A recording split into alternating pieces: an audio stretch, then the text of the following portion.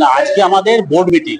তো এটা যেহেতু আমাদের নিজস্ব জায়গা এবং আমরা বছরে একবার বিভিন্ন জায়গায় আমাদের কাউন্সিলরদের নিয়ে আমরা একটু বিনোদন। বাজেটে কতগুলো রুম বিশিষ্ট আছে?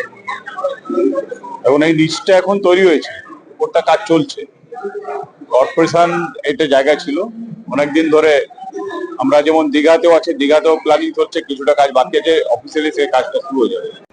এটা অ্যাকচুয়ালি জায়গাটা কর্পোরেশনের জায়গা।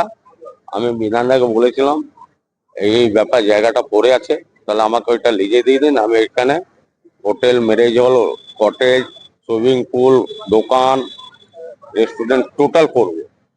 বললাম হ্যাঁ ঠিক আছে, তার ড্রয়িং বানাও।